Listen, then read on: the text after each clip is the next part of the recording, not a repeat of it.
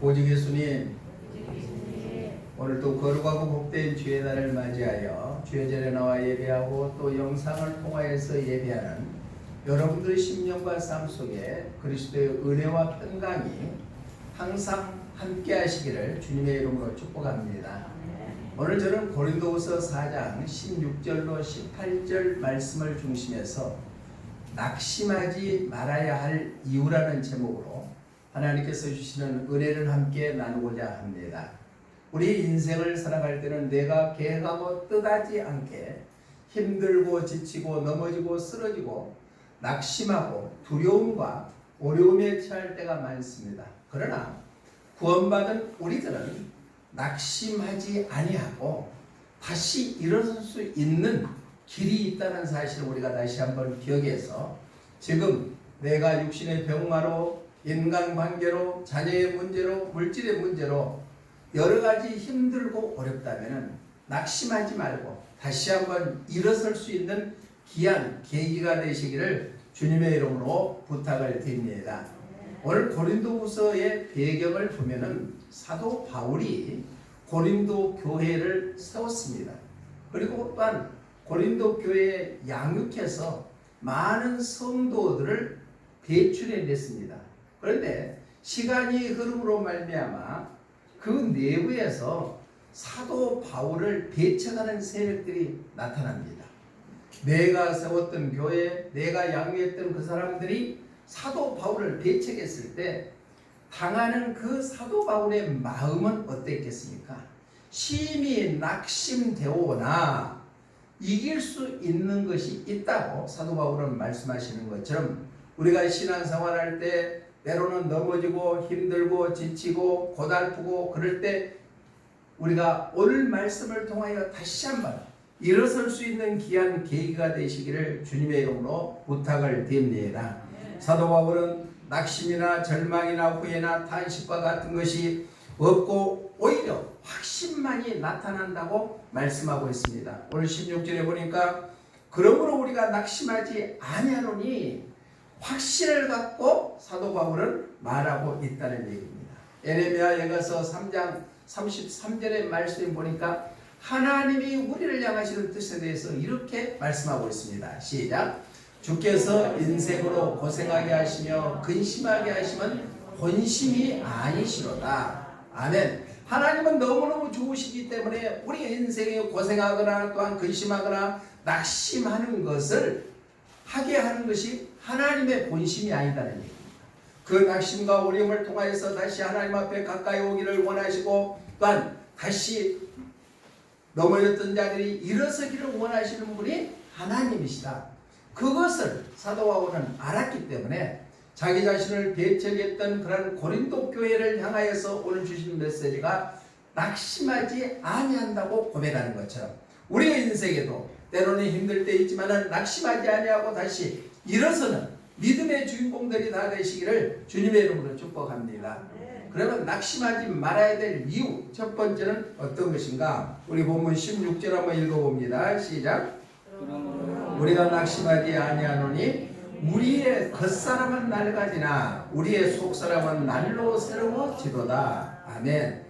하반절에 보니까 우리의 겉사람은 낡아지나 우리의 속사람은 날로 새로워진다. 이 말씀은 나이가 먹으면 다 늙지요. 힘이 없죠. 그래서 병들고 또한 늙어지고 또한 주름도 생기고 그럽니다. 그러나 속사람은 날로 새로워진다. 이것은 구원받은 하나님의 자녀들은 영원히 날로 새롭게 되기 때문에 우리는 낙심하지 않는 삶을 살게 될 줄로 믿습니다.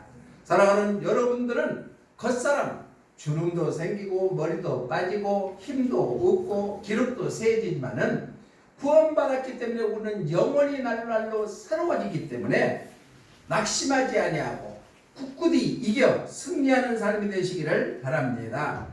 사도 바울은 속사람은 바로 새로워지지만은 겉사람은 날로 절망 가운데 빠질 수도 있다. 낙심될 때도 있다.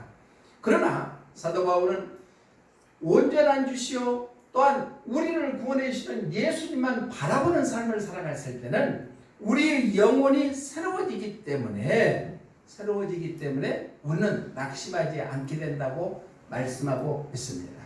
우리가 영혼이 새로워짐으로 말미암아 낙심될 때도 다시 일어설 수 있는 믿음의 주요 온전케 하시는 예수님만 바라봐서 승리하는 우리 모두가 되시기를 주님의 이름으로 축복합니다.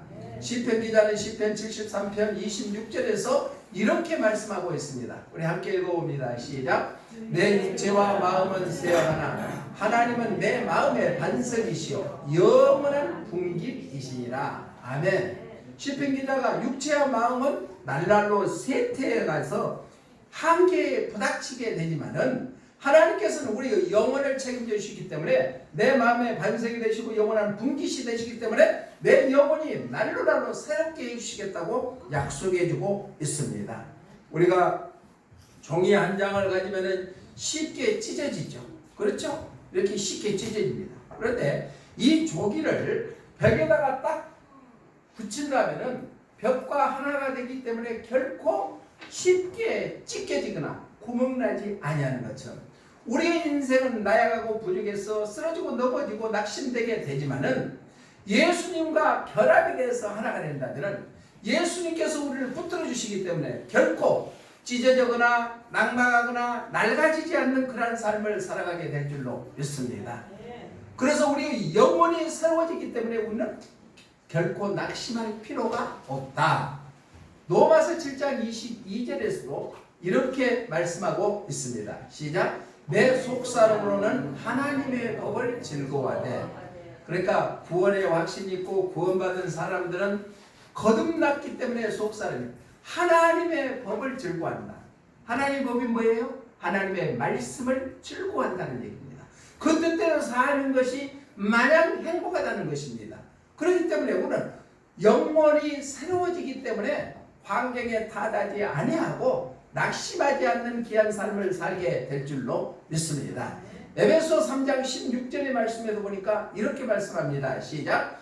그의 영광의 풍성함을 따라 그의 성령으로 말미암아 너희 속사람을 능력으로 강건하게 하시오며. 아멘. 그러니까 우리 영혼이 속사람이 강건하게 하는 것은 내 육적인 노력이나 또한 내가 열심히 해서가 아니라 성령의 역사하심으로 말미암아 우리의 능력으로 강건해지는 놀라운 역사가 이루어지게 될 줄로 믿습니다. 그래서 우리 영혼이 잘된 같이 범사가 잘되고 강건하라고 하시는 말씀처럼 우리 영혼이 날마다 새로워진다는 것은 가장 의미 있고 또한 낙심하지 않는 길을 가는 길인다는 사실을 기억하시기를 주님의 이름으로 부탁을 드립니다. 찬송가 438장 1절에 보면 우리가 잘 알지요.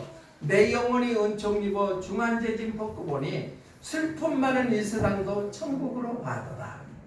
무거운 짐이 있으니까 내 영혼이 은총을 입으면은 내게 억누르는 무거운 짐이 다 벗어지게 되고 슬픔 많고 낙심 많은 이 세상도 천국으로 바꿔지는 역사가 이루어지게 될 줄로 믿습니다. 천국으로 바꿔지는 여러분들 삶이 되시기를 바랍니다. 영혼이 새로워지면 그런다는 얘기입니다. 자, 프랑스에서 전도 집회가 한참 열렸을 때 얘기입니다. 이렇게 이제 말씀을 듣고 헌금함이 이렇게 주머니가 가는데 아주 낡은 옷을 입고 초라한 모습으로 앉아있는 한 분 앞에 갔더니 아주 헌금 봉투가 두툼한 것이 탁 헌금함에 떨어집니다.